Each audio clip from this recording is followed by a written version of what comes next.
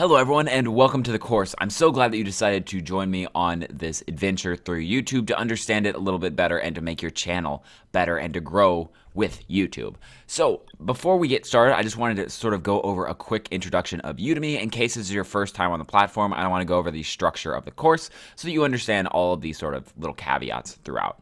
So the first thing I want to go over is that you'll notice that these are, it's broken up into different sections. And at the end of every single section, I have some notes right here. So you can see that we have the niche building and planning notes right here. And if you click on that, you'll be brought to Udemy's sort of display of it. And this is, a great way to view it. But I also included the resources right beneath it. If you click on this right here, it'll download the resources to your desktop and you can look at it that way. I think it's a little bit better formatted right here, but it doesn't really matter how you view it. Just wanted to let you know that there are notes at the end of every section that detail what I talked about in every video, so you don't have to, go back and rewatch an entire video to find some pieces of information. I tried to sort of condense it down into these notes so you can just go back and read it and sort of quickly get that information back. The second thing I wanted to talk about is it's a common question, so I just wanted to address this right off the bat, is if you want a certificate from this course, Udemy actually creates those once you complete the course. So you can see this bar right here. You get to this by clicking on the course and going to course content. There'll be this bar right here. Once this bar makes it all the way to the very edge, a little trophy will appear over here, and you can click on that trophy to get your certificate. So just a little sort of housekeeping note there. That is how you get your certificate. Also, in the first 3 or 4 videos, Udemy is going to pop up and ask you to rate the course. So go ahead and do that if you want, or if you don't feel like you've gotten enough feel of the course to rate it, you can always click rate later and it'll prompt you again, I think in the middle and at the very end of the course. So that's going to be coming up. Just wanted to let you know that they put it very, very close to the beginning of the course for some reason when people haven't really viewed the course. So I don't know. It's just how they do it, but I wanted to let you know that that's coming up as well. Anyway, that is it on these sort of housekeeping notes. I'm really excited to see you inside, and let's jump straight into learning about YouTube. So let's jump right in and discuss what is YouTube. Well, on the surface, we all know it's a video platform that lets anyone share any video as long as it goes along with their guidelines. And this is true. This is sort of YouTube's purpose. This is how they sort of exist in the market space. However, YouTube is also a business, and this is very important to understand from a creator's perspective. YouTube started out as an independent company and was later purchased by Google, which is now Alphabet, in 2006. Google and Alphabet look to use YouTube as any other business would, and that's to make money. That means at its core, YouTube is a business. Its goal is to make money for its parent company. And the reason for this is that you don't just purchase something to burn money, especially when you are a business. So Google made the purchase of YouTube in hopes that this popular platform would somehow make it profit in the future. So how exactly does YouTube make money? Well, there are 2 current streams or main streams how YouTube makes money, and that is through advertisement and through YouTube Red subscriptions. Advertisements is what we are going to focus on, as YouTube Red subscriptions are sort of more for a more developed YouTube channel, and it's a little bit sort of in the beta works right now.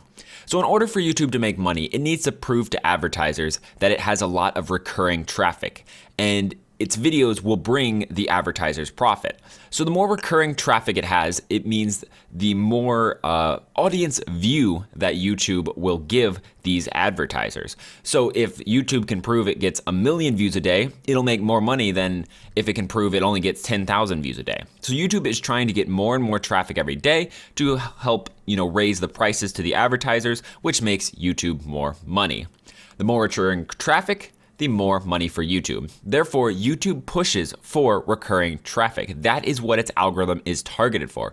It's what makes them money. It's what their goal is. And that is important to us, the creators. It means that if we create recurring traffic, YouTube will reward us. I mean, why wouldn't they? We're creating this recurring traffic, which is making them money. YouTube's algorithm is designed to look for and reward people who bring consistent traffic to the site. It means if we create recurring traffic, again, YouTube will reward us. The more consistent traffic we bring, the more YouTube will help us out in its algorithm. This is the basis of this course, figuring out how to create that consistent traffic to start getting on YouTube's good side. The more we get on their good side, the more growth we'll see, the more subscribers we'll see, the more views we'll see, and the more money we as creators can make as well. So this is sort of YouTube in a nutshell. It's very important to understand that YouTube is a business. It's there to make money for Google. It's got, it's an amazing feature that helps bring the world together as well, but it's at its core a business that helps make Google money. And if we understand that, we can understand how to get on its good side and how to get some good growth from it. Let's begin by planning out our YouTube. So we're going to be forming an idea, or if you already have a YouTube channel, sort of refining that idea. What we're going to be talking about is something called niche building. It's either niche or niche, depending on how you say it. But basically what it comes down to is focusing on an area that your YouTube channel is going to be about. So every YouTube channel that is successful has a certain theme or a certain consistency about it. For example, this is a YouTube channel by Andrew Wong. He is a YouTube personality, and we're going to talk about the different types, but he has a niche of talking about music, showing people how to remix things, showing people different sort of fun musical, I guess you would call like for example, this MIDI unicorn. So he created a unicorn and made it sound good in music. He makes beats out of things. He does stuff for corporate work where he'll take their products and make a song out of it. And he shows all of this. So his sort of niche is personality, music. So it fits that entire market. Anyone who, likes music will come here. They'll probably enjoy this a lot and they'll subscribe to him. So that's what we're going to be working on throughout this sort of unit is we're going to be going through and trying to help build that niche for your YouTube channel. Because if you're too far apart, if you're too spread out in your ideas and you post in a bunch of different areas, people won't want to subscribe because they don't know what they're going to get next. So when you have a certain niche, a certain style about your channel, you can really promote the subscribers because people will be like, oh, this is what we're going to be getting from this channel. I want to see more of that. And it really helps in the long run. So let's get started and let's start coming up with our niches. So what are the different areas or ideas that you could come up with to create a YouTube channel? Well, I like to classify them in 3 different categories, and that is going to be skill, entertainment, and personality. I feel like most videos on YouTube will fit into these 3 in some way, shape, or form, and it just gives us a classification so that we can sort of look at different channels and then, be able to put them into a category and see maybe why they're successful, what they did to get up to the success, and just, be able to group things together. And so, like I said, there's skill, entertainment, and personality. So in skill, we have things like tutorials, show off sort of, I guess you could call crafts, so like maybe showing your skills about how to create a craft, something really complex that looks really awesome, and then sort of inspiring things. So, walkthroughs, talking to people about how to do things, trying to show them how they could do it themselves. So it all revolves around a skill that you have, or maybe you're filming a bunch of different people with skills, but it all comes down to something, some sort of skill. Entertainment is a good majority of YouTube. This comes with sort of comedy sketches, skits, gaming, politics, anything that is in the entertainment realm. So people are watching it to be entertained. Maybe they're watching it to learn something as well, but a lot of times it's just for entertainment value, just to sort of turn their brains off and just watch a little bit. And then the final one is personality. Now, this could be a subcategory of entertainment, but I think that because of YouTube's sort of landscape, it's an entity all of its own. What is personality? Well, it kind of incorporates the lifestyle and the vloggers out there. So, basically vlogging is something that's very new, and it's something that's very new to the world and to YouTube, and it's very, very popular on YouTube. So that's why I kind of wanted to give it its own thing. The reason that it's different than entertainment is because entertainment might want to stick with something, for example, like comedy or gaming. But a personality can do anything. For example, Harley Morenstein is the creator of Epic Mealtime, and he has a vlog that he basically just does anything that he feels like doing. And the reason that he can do that is because he is the personality of the vlog. So everyone comes to watch him do stuff, where in an entertainment realm, people would watch to see what is being done. So they wouldn't come to watch him, they'd come to watch him doing a certain thing like gaming or skits. So that's kind of why I broke those 2 up. So now let's sort of take a journey across YouTube and let's look at some examples in each one of these categories. We're going to start off with the skill-based category. One of the most popular in the filmmaking realm is Video Copilot, hosted by Andrew Kramer, as you can see right here. He really just got popular by posting these really intricate tutorials and making everything sound so easy. So back when he began, he had these things like he would show you how to create explosions, he'd show you how to create sci-fi weapons, grids and lights and missiles and 3D elements, and he'd show it to you in a really fun and a really interesting way. So he showed off his skill, which was an After Effects mastery, and he showed you how to do it, so it had sort of a tutorial spin on it. So if you wanted to go if you really wanted to classify this niche, it would be a tutorial, a skill-based channel with a tutorial and a After Effects focus. So it's very niche based, but it still covers a broad market.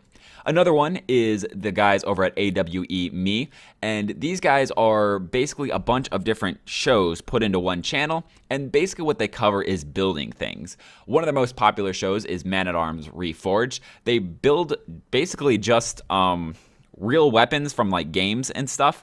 They build them in real life, and they show you the process of how you would build a weapon. So for example, over here we have the Hate Scythe from Warframe. So they build this scythe right here, and it's really interesting to watch them. Even if you're not a sort of a blacksmith guru, or you don't love blacksmithing to death, you still have a lot of entertainment, because it combines the genre of gaming and of creation together, and it shows you a really neat element. So it appeals to the niche and then to the broad market as well. And then my channel right here, I basically just post tutorials on Adobe related products, sort of in the realm of Premiere Pro, After Effects, and sometimes into Photoshop and InDesign. And I just post a video every other day, very focused on this topic, and that's why people subscribe, is because they want to learn more about these. So mine is a very skill tutorial Adobe is kind of how you would classify mine. Into the entertainment section, we have Wong Fu Productions. This is an interesting sort of niche, is that it actually focuses a little bit on the Asian American market. Now, it appeals to everybody, but it has a focus on the Asian American market. They choose Asian actors and actresses most of the time, and the entire production team is Asian. And the reason they do this is because they believe that they are underrepresented in the film industry, which I do believe they are decently underrepresented. So they try to correct this by making their own skits, by showing that Asians can be lead stars, and then just having fun with it and showing entertainment value. Next one is Corridor Digital. This is a completely different than Wong Fu Productions, where Wong Fu did sort of more love stories and just everyday life skits. Corridor Digital has an entertainment section that is for VFX. So it's just trying to show you some really neat stuff with a sort of a loose story. Maybe it has some comedy in there, but it all comes down to really just a whole lot of VFX action, some really neat effects, basically like an action movie might come out to be. It's an entertaining ride, and it's really fun to watch. And these guys are probably the best in the market at it right now. The other group is, again, completely different than the other two, still in the entertainment realm, but they do skits. And these skits are all about sort of video games in real life, or just sort of pointing out the flaws in video games and then making fun of them. For example, in the D&D tavern, they do like Dungeons and Dragons things like if it was real life. So for example, you go talk to someone and everyone rolls a dice, and then you talk based on how your dice was rolled. Just sort of points out the fun in that. And then you have PUBG and all that sort of stuff coming together. They have a really successful channel because, like I said, it comes with comedy and gaming. It puts those two together, and then it puts real life skits, so it puts that spin on it that no one else is doing, makes them really popular. Then we have over here in the entertainment section, we can start off with probably one of the best YouTubers out there. Not content-wise. I mean, if you like him so far, go for it. I'm not the biggest fan, but he does bring in millions and millions and millions and millions of views a day. So I thought I should definitely put on him in here. It is Jake Paul. He is a personality and a vlogger. You can notice that he will do basically anything because he is a personality. So it doesn't matter what he's doing as long as he is in it. Another one we have is Andrew Wong, which we talked about in the last video. He is a focus sort of on music, where Jake Paul is just sort of like outrageous, crazy things. Andrew Wong is very focused on music production, teaching music, showing music's intricacies, and then sort of just all putting that together. And then finally, we have a lesser known but still pretty popular one, and that is Tokidoki Traveler. And she basically is a personality vlog of Japan. So everyone watches to see her in Japan, doesn't have to be completely in Japan because she's a personality, so she can kind of go anywhere, but it does focus with the niche on Japan. So it sort of appeals to everyone who likes Japan, everyone who, likes her personality, and then just sort of experiencing weird sort of travel things as well.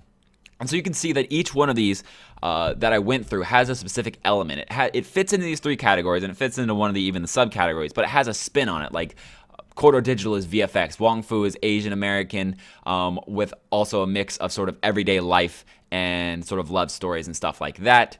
I am a mix on the Adobe side of things, creation, After Effects tutorials, video games, Japan, anything and everything, and then music.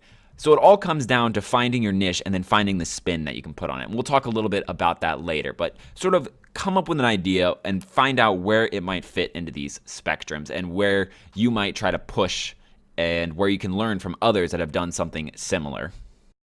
I also like to break up the content into two different categories, and this is going to be in the evergreen and the recurring story category. So what are these two? Well, evergreen is sort of new in relation to, time. It's a newer form where you can actually create a video and it'll be good for a really, really long time. It's a video that people can continually get value from. People might come and watch it. Maybe they'll subscribe for more that's similar to it, or maybe they will leave after that. But it'll always have value. Tutorials are a really good sort of example of this. For example, if we went down to, let's say this one right here, how to glitch affect your footage. This is going to be good for a really, really long time. It doesn't matter that in 5 years that things might have changed. As long as Premiere Pro is the same and people want to create a glitch effect, this video will continually get views. So this is sort of an evergreen video. Tutorials fall into this. And the other side is the recurring story, and vloggers a lot of times fall into this, as well as sort of skits or series. And you'll notice on Corridor Digital, they have a bunch of these, which could be evergreen videos, but they sort of lose their luster after you've seen them once. Maybe in 2 or 3 years, you could go back and watch it and get a good laugh again, but people aren't going to continually come back to these, and they will soon become outdated, and they'll lose their views, especially for something like this, which is their series. So you watch it for the story from start to finish, you watch it for the plot twists, for the fun ride, but once you're done with it, very small percentage of people are going to go back and watch this, and it's not going to get as many views 5 years from now as it is right now, where a tutorial or a evergreen video might get those views again in the future, and it might be consistent for the next 10, 15 years, like I said, as long as the tutorial is still relevant. While these, once you watch them, they're kind of cool. Maybe you'll rewatch them a little bit in the future, but over time, they'll slowly start to die off, and people won't watch them. It's important to know what type of content you want to post because there are different strategies for these different types of content. I'm going to be discussing the strategies in the next couple of videos. So let's jump on over there and let's look at what content we want to create and what strategy we might use for that content. So let's discuss the first type, which is the evergreen videos. Now, typically a channel will have a little bit of a mixture between these two types of videos, the evergreen and the recurring story. However, many channels will focus more towards one than the other. So for example, on my channel, Adobe Masters, I am very, very heavily sort of pushed towards the evergreen content. And that is because what I do is I make tutorials, and tutorials usually stay good for a very long time. So you'll see what I try to do is I try to find a problem, and then I teach that problem, and I post a video about that problem. These can be watched in any order, any way, shape, or form. There's no sort of rhyme or reason to the order of them. There's no rhyme or reason to when one was posted or anything like that. And that's because they're evergreen videos. They're videos that are posted to fill a problem and for people to be searching on YouTube or on Google and to come and get this sort of content from it. The thing about evergreen videos is that sort of consistency and, more importantly, quantity is important. Think of it like this. When you post your first video on YouTube, you have a chance of, let's say, 1 over the amount of videos on YouTube that someone could randomly stumble onto it. If you post 2 videos, you double that chance. You post 4 videos, you double the chance from the 2 videos. 8 videos, you double the chance from the 4 videos. And so on and so on. 16, 32, 64. You can keep doubling the chances of people stumbling onto your videos. And since you are very search-based, you're trying to get views from people searching for problems, the more videos you have, the better. The more content you have, the better. So with these, I recommend trying to post as much content as possible. Maybe once every other day, once a day, or just trying to like throw out 8 or so a weekend or something like that. Trying to throw out as much content as possible and capturing as much of the market as possible with high quality videos. Quantity and quality are both important here. But if you can, sort of start capturing the entirety of people's searches, you'll start gaining more and more views because you're going to start capturing more and more people that are looking for different problems. And whenever you fill their problem, they'll come to you. And then after a while, you start gaining a reputation of this is the person who always explains it in the way that I like. So when they search for a video, they'll look for yours first. And so that all comes down to the importance of what an evergreen video is that it is a video that captures a problem. It solves a problem, and it is good for a long time. So you want to put as many videos out there as possible to get as many searches as possible. Now you can also mix it up. Peter McKinnon is a very, very prominent YouTuber right now, and you'll see that he has a very sort of mixed version of this. We have these sort of evergreen videos right here, the easy DIY overhead camera rig. That's something that people could watch 5-6 years from now because they want to see, what's an easy DIY overhead camera rig. It's something that people will come back to, same as what's inside a $6,000 camera. People are going to be interested in that over time. However, he has some story things like I don't like goals. That's sort of more personal for people following his vlog. How to spice up your videos using camera tricks. That's more evergreen. And you see he kind of bounces back and forth between the two.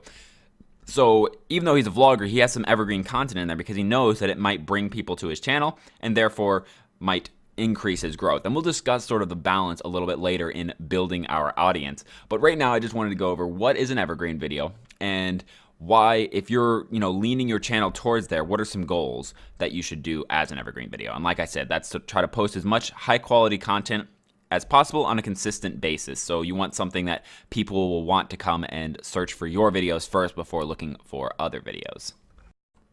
The other type of content you can create, like I've mentioned before, is the recurring story type of content. And so basically what you want to do with a recurring story is you want to create a program that people want to tune into. And this requires consistency. This requires that you post videos on a frequent basis that follow a same sort of format. And you have to keep posting because you might not get popular until maybe 50, 60, 70 of these videos go up and people start jumping into the chain somewhere and then watching the chain all the way up until the present moment. Then they subscribe and they continue watching the chain.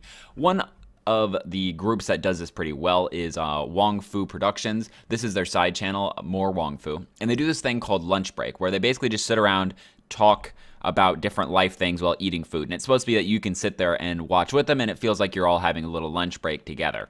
It's a really neat sort of idea, and the cast, which is just the people who create the original Wong Fu Production stuff, it's a very relatable cast. So people a lot of times come back to this and they love every new update, and people want to tune into this program. So what they do is they release it on a consistent basis, they have a consistent format, and they just create content, basically just, really authentic content that people want to keep coming back to and keep watching. If they posted one every day or, every 3 hours or something, it wouldn't necessarily get them more popularity or more views than if they posted them once a week or twice a week. And this is just because people are coming to watch the program. If you start posting more and more and more, you'll actually start overwhelming your audience a little bit and they won't be able to catch up. They'll feel like they fell behind and then they might just stop watching. So having a real consistent key, something that people can look forward to in the week, is a great idea whenever you're doing recurring story.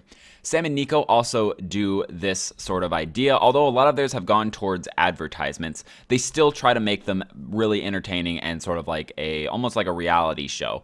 And they also hit trends, and that's something that you can do with a recurring story, is if you try to sort of talk about something that's in current affairs, media, stuff like that, trends going on, fads, you'll actually gain people because a lot of people are searching for that. And some people might want to come and watch what your opinion is on it. So that's a good way to get sort of some views whenever you're creating recurring story sort of content. It's to every once in a while throw a fad in there, throw some trend that's going on, throw your reaction to it.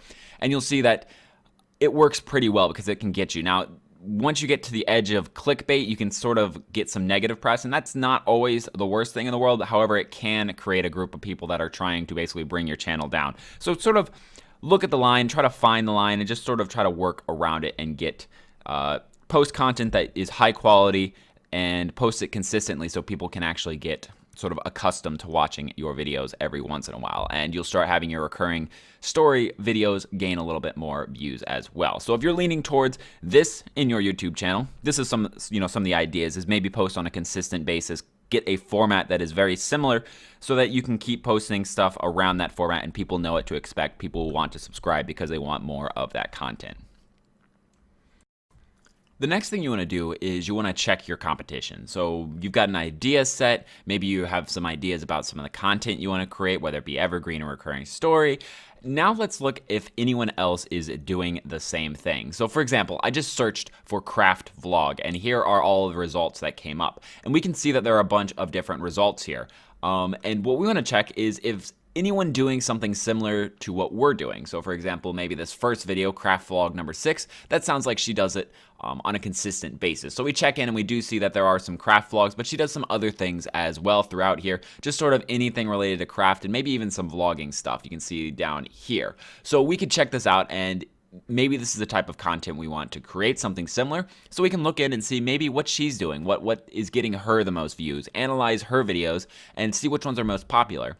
If she isn't doing what we want, that's not necessarily a bad sign, because now we know that maybe our niche is different. There's a good community for vlogging with about crafts, so maybe we can go in a slightly different direction. Maybe instead of all of this sort of cute things, we could go sort of more like Halloween themed things or different areas. And we can find a niche that maybe we could fit into that we really enjoy, that'll get us views and won't directly compete.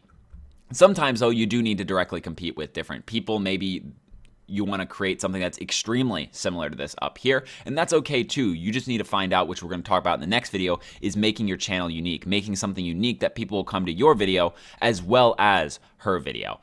Because like I said, direct competition earlier, but it doesn't have to always be direct. People that watch this video might want to come and watch your video as well, and vice versa. You could build a community basically together. And so, just kind of go down here and look at what other people are doing in the craft vlog sort of realm.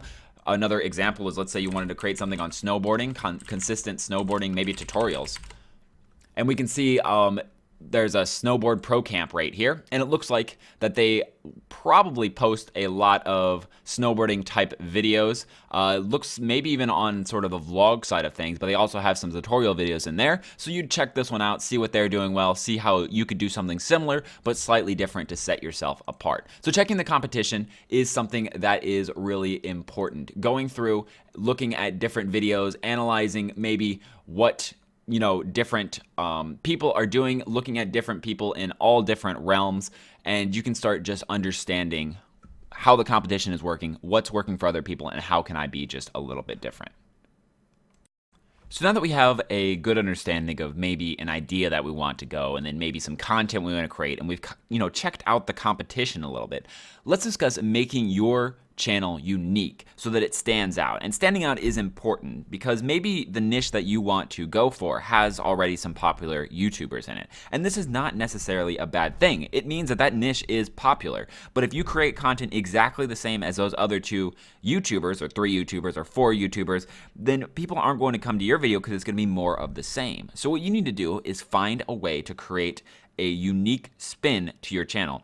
Do something in that same niche and realm that is different than what everyone else is doing. For example, in the crafts realm, you could do, maybe there's cute crafts. Like I said, there's maybe some scary crafts. Maybe you want to do only Japanese crafts. Maybe you want to do only Italian crafts. Maybe you want to do only DIY crafts that you can do under 5 minutes, or maybe you want to do long form crafts. There's a whole bunch of different little niches, and then once you find the sort of the niche inside the niche, then you can even add some different things to make the channel a part of you.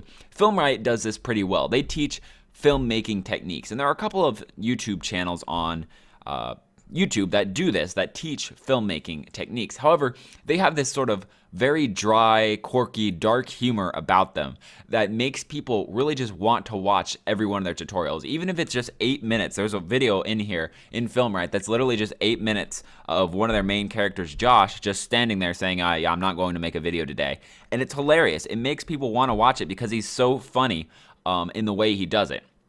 People come back to see not only the techniques that they learn, but also to have a good laugh with these skits and the way that they present the the content to you. Even their advertisements, they make the advertisement skits that are really funny, so that it never breaks the sort of the learning or the entertainment value throughout it. So Filmright is a very good example. If you want to go check out them, go watch, and they have, you know, very quirky humor, very fun, sometimes dark humor that just makes you want to come back. Another one is Andrew Wong. I've talked about him a couple times just because he is a pretty good YouTuber. Basically, what I just wanted to show you here was that he has this really neat sort of way of doing this, and I just want to show you, watch every single video. He has this unique element. So after whatever the intro is, he does that high five. Every single time he does that high five. So there'll be some intro, and then there'll be something that everyone is expecting, the high five. And it's just very, very sort of something that you want to come back and watch again and again and again. It makes you feel like you're watching an Andrew Wong video with that high five. There's even one where he doesn't do it for like the first 2 or 3 minutes, and then he's like, oh, you guys thought I forgot, and then he does the high five. It's just something that makes him unique. Even though it's small, it makes people know that they're watching an Andrew Wong video when he high fives you. So going through and checking out different channels and looking at the competition, looking at how they might spin things, try to add some of those things to yours and then spin them in your own way. Come up with something that's different than what the competition is doing within your niche. And you can find a lot of success that way because there might be people out there looking for that. And then people that branch off from Filmright, for example, if you wanted to create something similar to Filmright, you might be able to create something that's in a completely different direction, but that still teaches filmmaking techniques. And people will want to watch Filmright and yours at the same time because they still want to learn filmmaking, but each one of yours and Filmright are both going to give you a sort of a different experience. They'll give you the lessons, they'll give you the tutorials, but they'll give you a different entertainment value. And that's what you want to create, is find that niche, find that uniqueness, make your channel your own. Now that we have a good understanding of where we might want to go with our channel, maybe a good idea, some unique features that we can use to make us stand out, let's also talk about another sort of important point and something I want to help drive home. And that is, you need a consistent channel style. So this kind of ties back into the last video, which was on building unique channel features. You want to build a style that's going to set your channel apart so that right when someone goes to your channel or sees one of your thumbnails, they know it's your video. They understand that it's your content they're seeing because it's a brand, it's a style that they are used to, and it's something that'll make them happy and make them want to click on it. They'll go to their subscription feed and they'll be happy every time they see one of your thumbnails. And that's very important, is because that's what gets you the recurring sort of traffic, which gets you the growth that you're looking for. So let's take a look at a couple of YouTubers that have some really good style about them. This is a sort of a smaller YouTube channel, 118,000 subscribers, but it has some really good channel style, and that is Snowman Gaming. So I'm sure that he probably started off this channel not going with this style 100%. But when he started gaining popularity, he started to understand that the Snowman Gaming is sort of what he is. So making everything winter themed is kind of what works for this channel. You'll notice all of the sort of game design thumbnails here. He has it in a sort of winter, you could call it like a direction. There's like very winter elements to these. And these are his core videos. These are kind of what people subscribe for, and the other stuff are just sort of what people come around to watch. But these are the core videos, and you'll notice that the thumbnails on them are all sort of with his style. And it works really well because whenever you see one of these, you want to jump in and understand what his dissection of the game is and why it is so, important in the game design world. It's a really neat channel, and I love the style that he went with. He sort of went with what his name was and created a style around that. Another one is a frequent one that I've talked about, and that is Sam and Nico. And that is just because that you have these right here. The thumbnails are 100% consistent throughout the entirety of the channel. Every single thumbnail is the same. It has the same colors, their emblem in the top, and then the same cast all the way through here, which is pretty neat in all regards. And then finally, I wanted to just go over what I do on mine, because that's one I can talk about most personally. And that is, I just create the same sort of thumbnail on each one of my videos, and then I have it color-coded to whatever Adobe program I'm talking about. So the Adobe sort of Premiere purple, and then I put a thumbnail behind it, and I put some words over top of that. And you see that my thumbnails are all pretty much consistent. Sometimes I don't create a thumbnail. That's some of my older videos. You see that's over a year ago, and I go back and I'm slowly adding thumbnails to all of them so that I have a consistent design throughout all of my channel, because if you notice, I don't have any here as well, and creating that will be very important. But that is sort of what I went with. I went with the blue colors of my logo, and then just these thumbnails that are always the same. If you see in all of my most recent videos, they're exactly the same. Just depending on whatever software I am using. I use that border, and then I use that emblem in the top left. So creating a channel style is something that's really important. It creates a brand around your channel. It makes people excited to watch your videos, and that is really important. I wanted to leave this section with another point, and this is something that is very important whenever you're building your niche, is to make sure that you stick with your niche, to make sure you refine it down to something that you can stick with consistently. If you jump between a bunch of different formats, you will have a bunch of different sort of audiences you're trying to build, a bunch of different places you're trying to target, and that'll make you basically not be able to target any of them. Instead of targeting one specifically, you're kind of targeting a bunch of them, and that just doesn't work when there's so many YouTube channels out there. So one of the most important things is to make sure you have a niche and you stick with the niche. Now, when you start out, a little bit of experimentation. Maybe you don't know if this part of the niche or this part of the niche will work better. Like maybe if you're in crafts, you don't know if these sort of long form 30-minute videos or maybe the 5-minute videos work the best. So of course, experiment around with that and figure that stuff out. But don't try to go crafts and then a vlog and then a travel diary all in the same channel. That will create this sort of hodgepodge of a bunch of different stuff coming together, and that's the biggest mistake I see with new YouTube channels, is they're just trying to put out literally anything they want onto their channel, and that doesn't work because, like I said, people subscribe for a certain type of content, and whenever you post just random stuff, people don't know what they're subscribing to. They'll check one video out, they'll look at your channel and be like, there's not really gonna be anything else like this one video I liked, so they'll leave. They'll move on to something else. So if you notice, like for example, right here, Andrew Wong, he does only music stuff. There isn't a life vlog or anything else like that. Maybe once in a while he does a little travel log, but he is also established, so he can kind of do some of this stuff. But you can see that there's all this music stuff on here. He doesn't ever jump out of that. And if he wanted to, he could maybe create another channel, like a Andrew Wong 2 or something, where he could do some of that sort of stuff, and that would work. But on his main channel, it's music. On Snowman Gaming, it's gaming. There's everything around the gaming with sort of game design and stuff like that, but it sticks to the gaming philosophy. And same with the other ones I've mentioned, like Sam and Nico and stuff like that. You must stick with your sort of niche. If you break apart and you try to become just post literally anything that you want, you will fall out of your niche, and that is the biggest mistake I see. It'll really reduce your growth, and no one will want to continue to come back and watch your videos. So make sure that you focus it down. If you got an idea, try to see if you can make it even more specific and see if you can really bring it down to something, a core sort of niche or core sort of market that you're targeting.